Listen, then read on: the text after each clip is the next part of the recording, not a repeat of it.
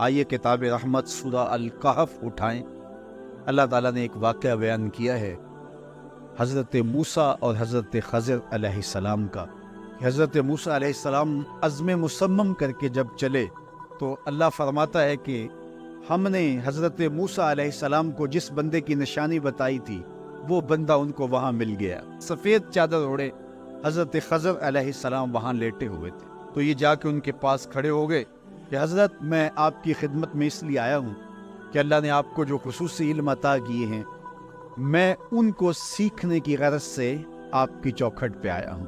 کہا تم میرے ساتھ صبر نہیں کر پاؤ گے، معاملے مشکل ہیں، سفر دشوار ہے، منزل کٹھن ہے، اور میرے معاملات ایسے ہیں کہ تم اعتراض کرو گے اس کے بغیر تم رہ نہیں سکتے۔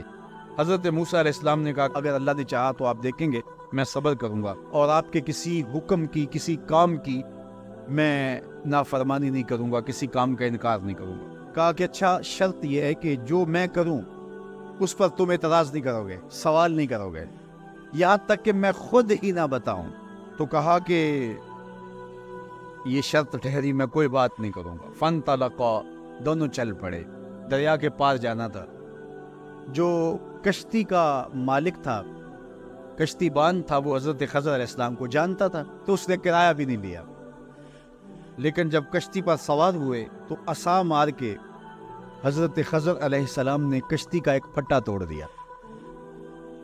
تو بے ساختہ حضرت موسیٰ علیہ السلام نے کہا آپ نے پھٹا توڑ دیا، یہ سارے ڈوب جائے؟ کہا میں نے کہا تھا نا تم میرے کاموں پہ صبر نہیں کر پاؤ گے۔ حضرت موسیٰ کو یاد آیا، کہا میں بھول گیا تھا، اس پر مواخذہ نہ کیجیے۔ پھر دونوں چل پڑے۔ بچے کھیل رہے تھے، ایک خوبصورت لڑکا وہ بھی بچوں میں کھیل رہا تھا۔ حضرت خضر آگے بڑھے اور اس کی گردن مروڑ دی، اس کو قتل کر دیا۔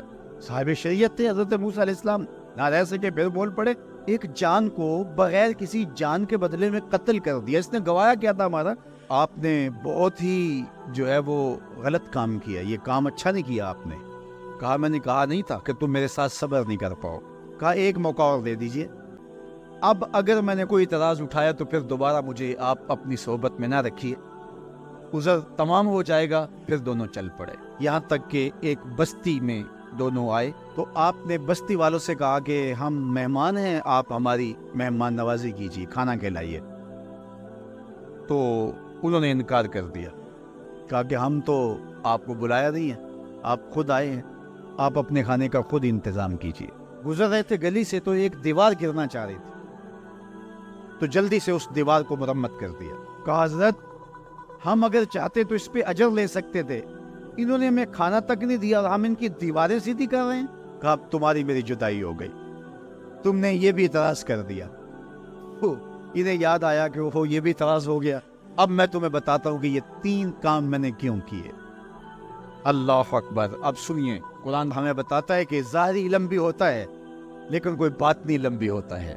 کہا وہ پہلی بات کشتی والی سنو، یہ 2 مسکین بچوں کی کشتی تھی، ان کے گھر کا چولہا اس کی کمائی سے جلتا تھا۔ دریا کنارے کنارے ایک ظالم بادشاہ رہا تھا جو لوگوں کی کشتیاں چھین رہا تھا، ہم نے تھوڑا سا عیب لگا دیا، وہ ٹوٹی کشتی چھوڑ کے چلا گیا۔ اب وہ تھوڑے سے پیسے لگا کے کشتی مرمت کرا لیں گے، گھر کا چولہا جلتا رہے گا، بتاؤ اچھا کیا یا برا کیا؟ کہا رہی بات اس بچے کی جس کو ہم نے قتل کیا، اس کے ماں باپ مومن تھے، نیک تھے، صالح تھے، بچے نے بڑا ہو کے بہت برا ہونا تھا، ہم نے اس کو قتل کر دیا، اللہ اس کے بدلے ان کو بہتر اولاد دے گا۔ علماء تفسیر نے لکھا ہے اس بچے کے بدلے میں اللہ نے ان والدین کو ایک بیٹی عطا کی جس کی نسل سے 70 نبی پیدا ہوئے۔ دیوار کی کہانی بھی سن لیجئے، یہ شہر کے 2 یتیم بچوں کی دیوار تھی اور اس کے نیچے ان کا خزانہ تھا، اور ان کا باپ بڑا نیک۔ خزانہ دیوار کے نیچے ہے، دیوار گرنا چاہ رہی ہے، کسی معمولی دھکے سے گر جاتی۔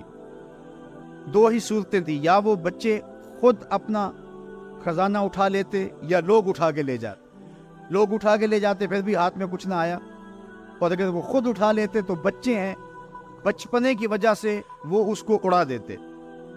تو ہم نے اس کے اوپر دیوار کھڑی کر دی، جب تک وہ اس قابل نہیں ہو جاتے کہ یہ خزانہ نکال کے اس کو صحیح مصرف پہ لگا سکے، اتنی دیر تک دیوار گرے گی نہیں۔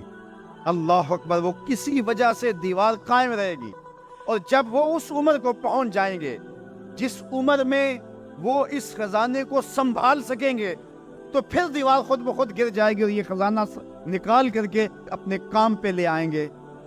میں جب پہلی مرتبہ اس کو جو ہے وہ غور کے ساتھ تلاوت کیا تو مجھے یہ لگا کہ اس کا انطباق پاکستان کے حالات پہ بھی ہو سکتا ہے، اس لیے کہ یہ بھی یتیموں کا سرمایہ ہے۔ کتنے یتیم روتے بلکتے رہ گئے اور ان کے سر سے جو ہے وہ سائے اٹھ گئے اس وطن کے لیے، لیکن میرے مالک نے اس ملک کے خزانوں پر گہرے پہاڑ اور بڑی بڑی دیواریں کھڑی کر دی ہیں۔ جب تک یہ قوم بلوغت تک نہیں پہنچے گی اتنی دیر تک وہ خزانے ظاہر نہیں ہوں گے، اور جب یہ قوم اپنی بلوغت تک پہنچے گی، شعوری بلوغت، فکری بلوغت، علمی بلوغت، اور رب سے جو وعدہ کیا تھا پاکستان کا مطلب کیا، لا الہ الا اللہ، جب اس بلوغت تک یہ پہنچ جائے گی، اس وعدے کی تکمیل ہوگی، پھر رب دیوار ہٹا دے گا اور پاکستان کو اللہ اتنے خزانے دے گا اور پاکستان ایسا مالا مال ہوگا دنیا دیکھنے آئے گی انشاءاللہ۔ اس لیے رب نے دیواریں بنا کے رکھی۔ تمہارا باپ معین الدین چشتی بڑا نیک تھا، تمہارا باپ داتا گنج بخش علی حجویری بڑا نیک تھا، تمہارا باپ حضرت مجدد الف ثانی بڑا نیک تھا، ان کی وجہ سے میں دیواریں کھڑی کر رہا ہوں اور مضبوط حصار لگا رہا ہوں تمہارے خزانوں پر، اور وہ وقت آئے گا جب تم بلوغت کی عمر کو پہنچو گے، دیواریں ہٹ جائے گی اور تمہارا وطن زمانے پہ مہکتے پھول کی طرح اور چمکتے ستاروں کی طرح اور روشن آفتاب کی طرح چمکتا اور مہکتا دکھائی دے گا، اور زمانہ پاکستان دیکھنے آئے گا، پاکستان دنیا کی قیادت کرے گا انشاءاللہ۔ تو کہا یہ تعویل ہے ان باتوں کی جو باتیں میرے رب نے مجھے بتائی، اور یہ میں نے اپنی مرضی سے نہیں کہی، اور جو میں نے کیا اپنی مرضی سے نہیں کیا۔ تو یہ باطنی باتیں ہیں، شاید یہ باطنی باتوں کے جوش میں یہ بات بھی میں کر گیا۔ وہ کیا کسی نے کہا تھا کہ بھری محفل میں ایک راز کی بات کہہ دی، بڑا بے ادب ہوں سزا چاہتا ہوں۔